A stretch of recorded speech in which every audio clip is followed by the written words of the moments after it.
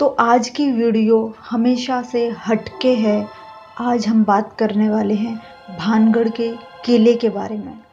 ये किला दिखने में जितना सुंदर है, उसको लेके उतनी ही कई अलग अलग तरह की कहानियां हैं, जिसमें से आज हम जिस कहानी के बारे में बात करने वाले हैं वो कितनी सच है, ये सिर्फ वही लोग बता सकते हैं जिन्होंने इस चीज़ को अनुभव किया है। तो आज हम भानगढ़ किले के बारे में बात करें। बता दूं, मुझे इन सब चीज़ों से बहुत डर लगता है,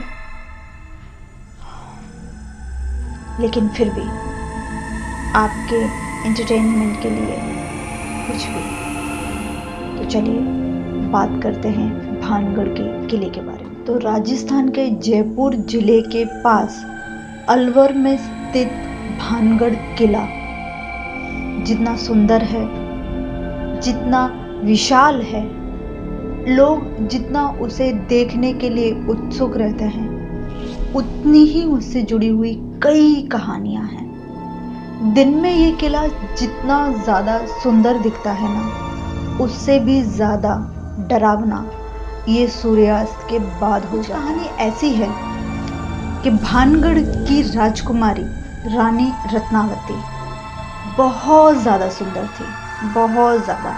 हर कोई उनसे शादी करना चाहता था, हर कोई उनके सपने देखता था। तो हुआ कुछ ऐसा कि रानी रत्नावती का स्वयंवर हुआ। जगह जगह से कई महान पुरुष आए, कई राजा महाराजा आए उनके स्वयंवर में। तो वहीं कहीं एक कोने में एक तांत्रिक भी उन्हें पसंद करता था। रानी रत्नावती की खूबसूरती के किस्से दूर दूर तक फैले हुए थे। एक दिन रानी रत्नावती अपनी सहेलियों के साथ बाजार जाती हैं कुछ खरीदारी करने के लिए।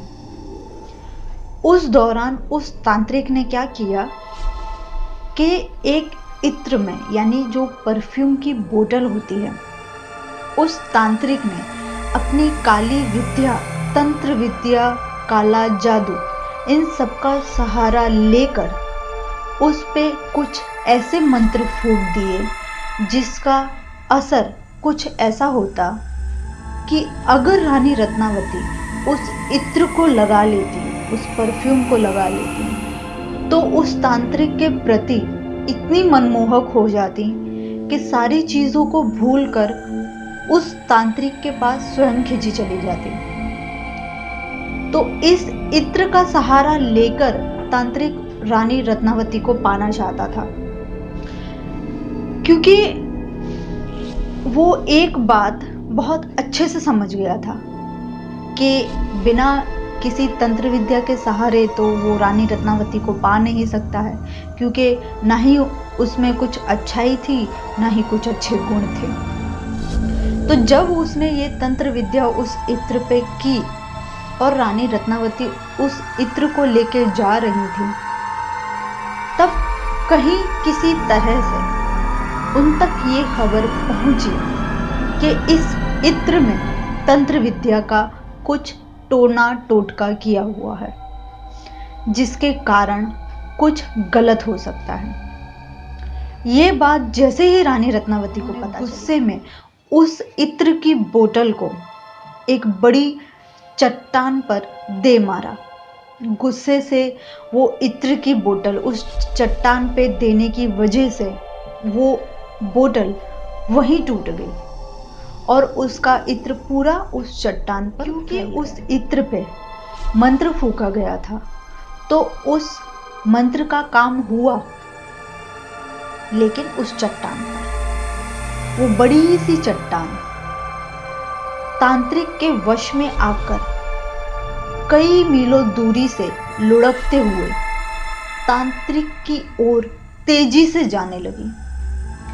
इतनी तेज गति से गई कि तांत्रिक के ऊपर जा गिरी और वहीं तांत्रिक ने दम तोड़ दिया।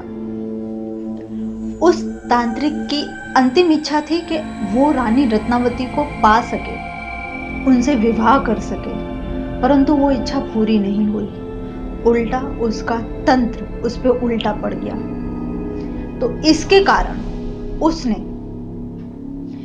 भानगढ़ वालों को एक भयंकर श्राप देते हुए उस तांत्रिक ने कहा कि भानगढ़ वासी बहुत बुरी मौत एक एक करके मर जाएंगे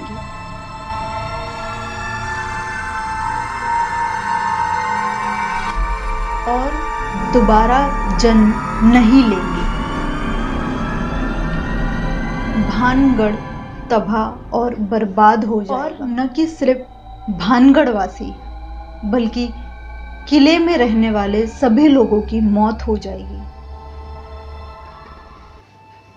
ना ही उनका दोबारा जन्म होगा और ना ही उनकी आत्माओं को मुक्ति मिलेगी। तो इस श्राप को देते देते उस तांत्रिक ने वहीं अपना दम तोड़ दिया। कहा जाता है कि उस तांत्रिक की मृत्यु के कुछ समय बाद वहां एक घमासान युद्ध हुआ जिसमें पूरा भानगढ़ तबाह, रत्नावती की भी मृत्यु हो गई। और लोगों का ऐसा मानना है कि वहां जिन लोगों की मृत्यु हुई उनकी आत्माएं अभी भी उस किले में भटकती हैं, वास करती हैं, लोगों को दिखती हैं, अपने होने का, अपनी मौजूदगी का आभास देती हैं। गवर्नमेंट कभी भी ऐसी चीज़ों को सपोर्ट नहीं करती, लेकिन कहा जाता है कि भानगढ़ फोर्ट में एंट्री करने से पहले ही गवर्नमेंट का एक सूचित बोर्ड लगाया गया है जिसमें मेंशन किया गया है कि सूर्यास्त से पहले और सूर्यास्त के बाद यहाँ पर रुकना वर्जित है।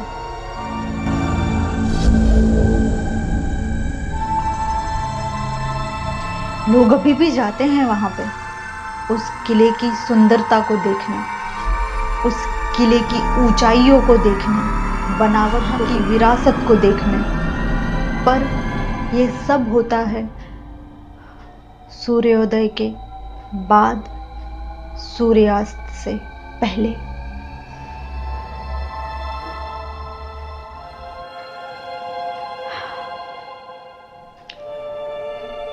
तो आप सोच सकते हो, भले वहां पे सूर्यास्त के बाद जाना अलाउड नहीं है, बट सूर्यास्त से पहले भी अगर आप वहां रहते हो अकेले, तो भी वहां की वाइब्स कैसी होंगी। नाउ मैं अभी आपके साथ ये स्टोरी शेयर कर रही हूँ और मैं यहाँ अकेली हूँ। मुझे बहुत ज़्यादा इन सब चीज़ों से डर लगता है और मैंने कैसे इस स्टोरी को कंप्लीट किया है मैं जानती हूँ। इस तरह के लोग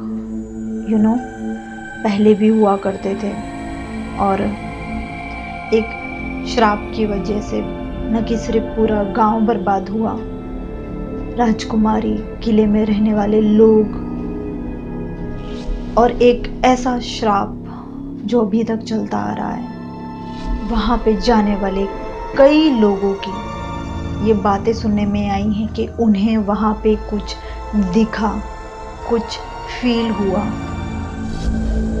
कई लोगों ने अपने वहां के सूर्यास्त के बाद के एक्सपीरियंस को शेयर किया है।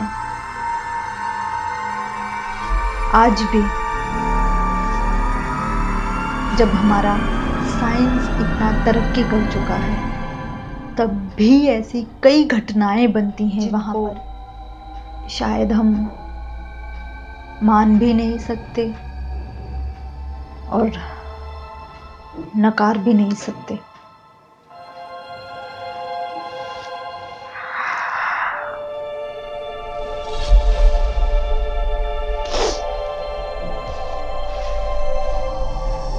सो मैं ये स्टोरी को यहीं ख़त्म करती हूँ। आप इस तरह की और भी कुछ स्टोरी अगर देखना चाहते हैं तो कमेंट्स करिएगा। और